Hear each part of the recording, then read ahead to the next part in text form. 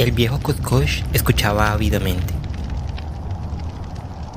Aunque no veía desde hacía mucho tiempo, aún tenía el oído muy fino y el más ligero rumor penetraba hasta la inteligencia, despierta todavía, que se alojaba tras su arrugada frente, pese a que ya no la aplicara a las cosas del mundo. Ah, aquella será Sitkuntuja, que estaba riñendo con voz aguda a los perros mientras les ponía las correas entre puñetazos y puntapiés. Sitkuntuja era la hija de su hija.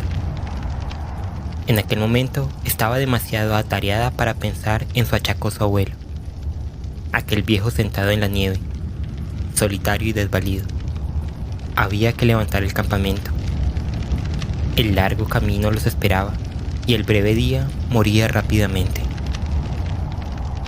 Ella escuchaba la llamada de la vida y la voz del deber, y no oía la de la muerte. Pero él tenía ya la muerte muy cerca. Este pensamiento despertó un pánico momentáneo en el anciano. Su mano paralizada vagó temblorosa sobre el pequeño montón de leña seca que había a su lado. Tranquilizado al comprobar que seguía allí, ocultó de nuevo la mano en el refugio que le ofrecían sus raídas pieles y otra vez aguzó el oído. El tétrico crujido de las pieles medio heladas le dijo que habían recogido ya la tienda de piel de alce del jefe y que entonces la estaban doblando y apretando para colocarla en los trineos. El jefe era su hijo, joven membruno, fuerte y gran cazador. Las mujeres recogían activamente las cosas del campamento, pero el jefe las reprendió a grandes voces por su lentitud. El viejo Koskosh prestó atento oído. Era la última vez que oiría aquella voz. La que se recogía ahora era la tienda de Guijó, luego se desmontó la de Tusquén. 7, 8, 9. Solo debía quedar de pie la del chamán. Al fin, también la recogieron. Oyó gruñir al chamán mientras la colocaban en su trineo. Un niño lloriqueaba y una mujer lo arrulló con su voz tierna y gutural. Era el pequeño Coté, una criatura insoportable y enfermiza. Sin duda, moriría pronto, y entonces encenderían una hoguera para abrir un agujero en la tundra helada y amontonarían piedras sobre la tumba, para evitar que los carcullos desenterraran el pequeño cadáver. Pero, ¿qué importaban? Al fin y al cabo, unos cuantos años de vida más, algunos con el estómago lleno y otros tantos con el estómago vacío. Y al final esperaba la muerte, más hambrienta que todo. ¿Qué ruido era aquel? Ah, sí, los hombres ataban los trineos y aseguraban fuertemente las correas. Escuchó, pues sabía que nunca más volvería a oír aquellos ruidos. Los látigos restellaban y se abatieron sobre los lomos de los perros. Cómo gemían, cómo aborrecían aquellas bestias el trabajo y la pista. Allá iban, trineo tras trineo, se fueron alejando con rumor casi imperceptible. Se habían ido, se habían apartado de su vida y él se enfrentó solo con la amargura de su última hora. Pero no, la nieve crujió bajo un mocasín. Un hombre se detuvo a su lado. Una mano se apoyó suavemente en su cabeza. Agradeció a su hijo este gesto. Se acordó de otros viejos cuyos hijos no se habían despedido de ellos cuando la tribu se fue. Pero su hijo no era así. Sus pensamientos volaron hacia el pasado, pero la voz del joven le hizo volver a la realidad. ¿Estás bien?, le preguntó. El viejo repuso: Estoy bien. Tienes leña a tu lado, dijo el joven, y el fuego arde alegremente. La mañana es gris y el frío ha cesado. La nieve no tardará en llegar. Ya nieva. Sí, ya nieva.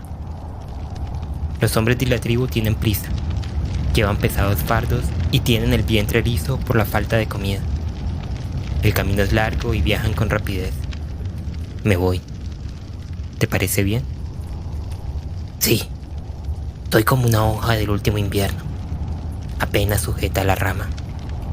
Al primer soplo me desprenderé. Mi voz es ya como la de una vieja. Mis ojos ya no ven el camino abierto a mis pies, y mis pies son pesados. Estoy cansado.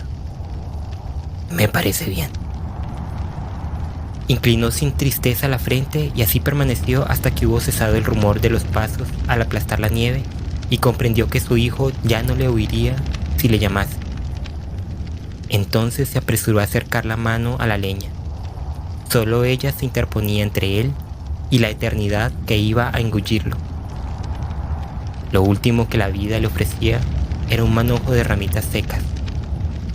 Una a una irían alimentando el fuego, e igualmente, paso a paso, con sigilo, la muerte se acercaría a él. Y cuando la última ramita hubiera desprendido su calor, la intensidad de la helada aumentaría. Primero sucumbirían sus pies, después sus manos, y el entumecimiento ascendería lentamente por sus extremidades y se extendería por todo su cuerpo. Entonces, inclinaría la cabeza sobre las rodillas y descansaría. Era muy sencillo. Todos los hombres tenían que morir. No se quejaba. Así era la vida, y aquello le parecía justo. Él había nacido junto a la tierra y junto a ella había vivido. Su ley no le era desconocida. Para todos los hijos de aquella madre, la ley era la misma. La naturaleza no era muy bondadosa con los seres vivientes. No le preocupaba el individuo, solo le interesaba la especie. Esta era la mayor abstracción de que era capaz la mente bárbara del viejo Koskosh, y se aferró a ella firmemente. Por doquier veía ejemplos de ello: la subida de la savia, el verdor del capullo del sauce a punto de estallar, la caída de las hojas amarillentas. Esto resumía todo el ciclo.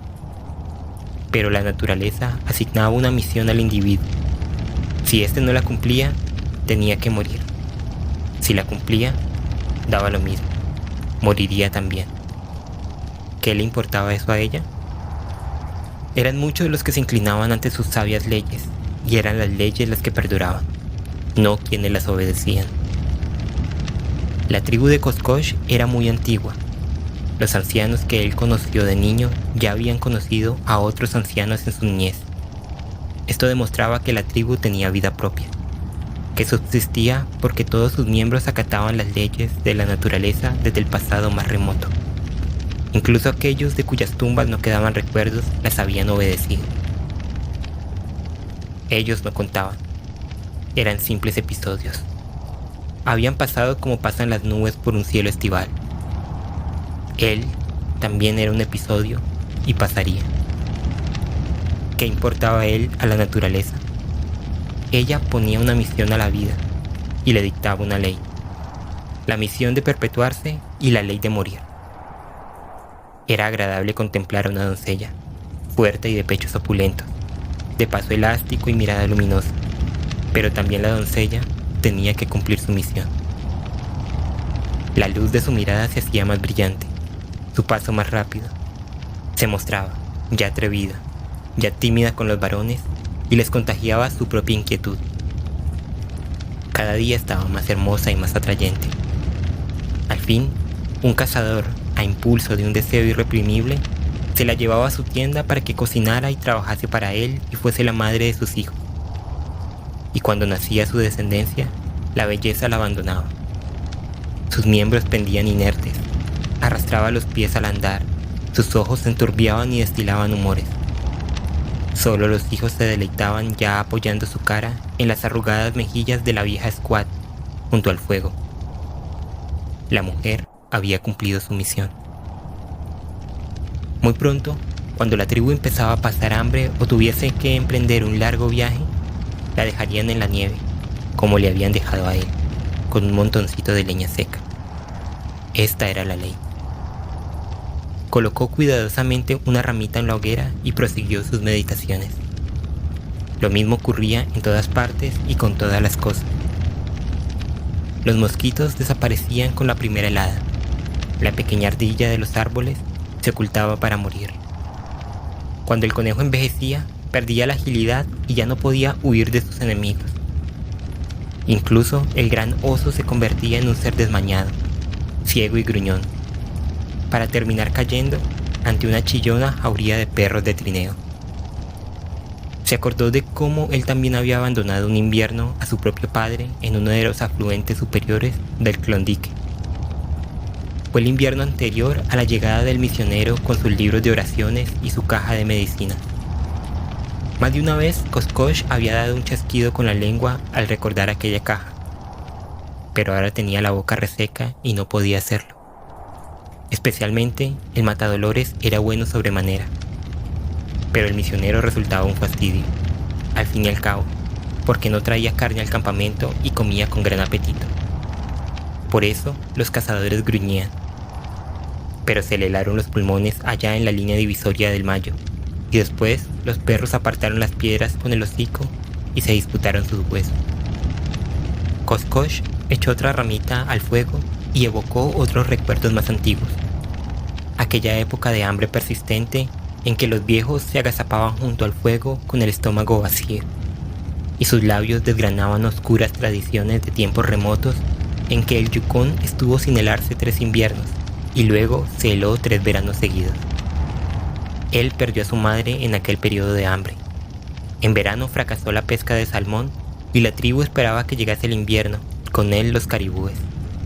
Pero llegó el invierno y los caribúes no llegaron. Nunca se había visto nada igual, ni siquiera en los tiempos de los más ancianos. El caribú no llegó, y así pasaron 7 meses. Los conejos escaseaban y los perros no eran más que manojos de huesos, y durante los largos meses de oscuridad, los niños lloraron y murieron, y con ellos los viejos y las mujeres. Ni siquiera 1 de cada 10 de los hombres de la tribu vivió para saludar al sol cuando éste volvió en primavera. Qué hambre tan espantosa fue aquella. Pero también recordaba épocas de abundancia en que la carne se les echaba a perder en las manos y los perros engordaban y se movían con pereza de tanto comer. Épocas en que ni siquiera se molestaban en cazar. Las mujeres eran mujeres fecundas y las tiendas se llenaban de niños varones y niños mujeres, que dormían amontonados. Los hombres, aitos, resucitaban antiguas rencillas y cruzaban la línea divisoria hacia el sur para matar a los pelís y hacia el oeste para sentarse junto a los fuegos apagados de los tananas. Se acordó de un día en que, siendo muchacho y hallándose en plena época de abundancia, vio cómo los lobos acosaban y derribaban a un alce. Sinja estaba tendido con él en la nieve para observar la contienda. Sinja, que, andando el tiempo, se convirtió en el más astuto de los cazadores y terminó sus días al caer por un orificio abierto en el hielo del Yukón. Un mes después le encontraron tal como quedó, con medio cuerpo asomado por el agujero donde le sorprendió la muerte por congelación. Sus pensamientos volvieron al alce. Sinja y él salieron aquel día para jugar a ser cazadores, imitando a sus padres. En el lecho del arroyo descubrieron el rastro reciente de un alce, acompañado de las huellas de una manada de lobos. «Es él», dijo Sinja, examinando las huellas ante él. «Es un alce viejo que no puede seguir al rebaño. Los lobos lo han separado de sus hermanos y ya no lo dejan en paz». Y así fue. Era la táctica de los lobos. De día y de noche le seguían de cerca, incansablemente, saltando de vez en cuando a su hocico. Así le acompañaron hasta el fin. Cómo se despertó en Sinja y en él la pasión de la sangre. Valdría la pena presenciar la muerte del alce. Con pie ligero siguieron el rastro. Incluso él, Koskosh, que no había aprendido aún a seguir rastros, hubiera podido seguir aquel fácilmente, tan visible era. Los muchachos continuaron con ardor la persecución. Así leyeron la terrible tragedia recién escrita en la nieve. Llegaron al punto en el que el alce se había detenido. En una longitud 3 veces mayor que la altura de un hombre adulto, la nieve había sido pisoteada y removida en todas direcciones. En el centro se veían las profundas huellas de las anchas pezuñas del alce, y a su alrededor Por doquier, las huellas más pequeñas de los lobos. Algunos de ellos, mientras sus hermanos de raza acosaban a su presa, se tendieron a un lado para descansar. Las huellas de sus cuerpos en la nieve eran tan nítidas como si los lobos hubieran estado echados allí hace un momento. Un lobo fue alcanzado en un desesperado ataque de la víctima enloquecida, que lo pisoteó hasta matarlo. Solo quedaba de él, para demostrarlo, unos cuantos huesos completamente descarnados. De nuevo, dejaron de alzar rítmicamente las raquetas para detenerse por segunda vez en el punto donde el gran rumiante había hecho una nueva parada para luchar con la fuerza que da la desesperación. 2 veces fue derribado, como podía leerse en la nieve, y 2 veces consiguió sacudirse a sus asaltantes y ponerse nuevamente de pie. Ya había terminado su misión en la vida desde hacía mucho tiempo, pero no por ello dejaba de amarla. Sinja dijo que era extraño que un alce se levantase después de haber sido abatido, pero aquel lo había hecho, evidentemente. El chamán vería signos y presagios en esto cuando se lo refiriese. Llegaron a otro punto donde el alce había conseguido escalar la orilla y alcanzar el bosque, pero sus enemigos le atacaron por detrás y él retrocedió y cayó sobre ellos, aplastando a 2 y hundiéndolos profundamente en la nieve. No había duda de que no tardaría en sucumbir, pues los lobos ni siquiera tocaron a sus hermanos caídos. Los rastreadores pasaron presurosos por otros 2 lugares donde el alce también se había detenido brevemente. El sendero aparecía teñido de sangre y las grandes zancadas de la enorme bestia eran ahora cortas y vacilantes. Entonces oyeron los primeros rumores de la batalla. No el estruendoso coro de la cacería, sino los breves y secos ladridos indicadores del cuerpo a cuerpo y de los dientes que se hincaban en la carne. Sinja avanzó contra el viento, con el vientre pegado en la nieve, y a su lado se deslizó él, Koskosh, que en los años venideros sería el jefe de la tribu. Ambos apartaron las ramas bajas de un abeto joven y atisbaron. Solo vieron el final. Esta imagen, como todas las impresiones de su juventud, se mantenía viva en el cerebro del anciano, cuyos ojos ya turbios vieron de nuevo las escenas como si se estuviera desarrollando en aquel momento, y no en una época remota. Koskosh se asombró de que este recuerdo imperase en su mente, pues más tarde, cuando fue jefe de la tribu y su voz era la primera en el consejo, había llevado a cabo grandes hazañas, y su nombre llegó a ser una maldición en boca de los Pelis. Eso sin hablar de aquel forastero blanco, al que mató con su cuchillo en una lucha cuerpo a cuerpo.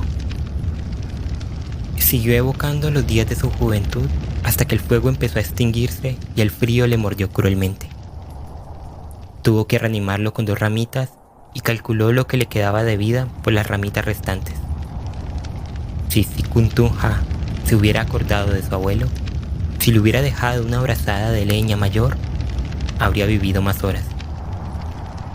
A la muchacha le habría sido fácil dejarle más leña, pero Sikuntunja había sido siempre una criatura descuidada que no se preocupaba de sus antepasados, desde que el castor, hijo del hijo de Sinja, puso los ojos en ella. Pero, ¿qué importaban ya estas cosas? ¿No había hecho él lo mismo en su atolondrada juventud? Acusó el oído en el silencio de la tundra, y así permaneció unos momentos. A lo mejor, su hijo se enternecía y volvía con los perros para llevarse a su anciano padre con la tribu a los pastos donde abundaban los rollizos caribúes. Al aguzar el oído, su activo cerebro dejó momentáneamente de pensar. Todo estaba inmóvil. Su respiración era lo único que interrumpía el gran silencio. Pero, ¿qué era aquello? Un escalofrío recorrió su espina dorsal. Un largo y quejumbroso aullido que le era familiar había rasgado el silencio, y procedía de muy cerca. Se alzó de nuevo ante su turbia mirada la visión del alce, del viejo alce de flancos desgarrados y cubiertos de sangre, con la melena revuelta y acometiendo hasta el último instante con sus grandes y ramificados cuernos. Vio pasar raudamente las formas grises, de llameantes ojos, lenguas colgantes y colmillos desnudos. Y vio, en fin, cómo se cerraba el círculo implacable hasta convertirse en un punto oscuro sobre la nieve pisoteada. Un frío hocico rozó su mejilla y a su contacto el alma del anciano saltó de nuevo al presente. Su mano se introdujo en el fuego y extrajo de él una rama encendida. Dominado instantáneamente por su temor ancestral al hombre, el animal se retiró, lanzando a sus hermanos una larga llamada. Estos respondieron ávidamente y pronto se vio el viejo encerrado en un círculo de siluetas grises y mandíbulas babeantes. Blandió como loco la tea y los bufidos se convirtieron en gruñidos. Pero las jadeantes fieras no se marcharon. De pronto, uno de los lobos avanzó arrastrándose y al punto le siguió otro y otro después, y ninguno retrocedía. ¿Por qué me aferro a la vida?, se preguntó, y arrojó el tizón a la nieve. La ardiente rama se apagó con crepitante chisporroteo. Los lobos lanzaron gruñidos de inquietud, pero el círculo no se deshizo. Koskosh volvió a ver el final de la lucha del viejo alce y, desfallecido, inclinó la cabeza sobre las rodillas. ¿Qué importaba la muerte? Había que acatar la ley de la vida.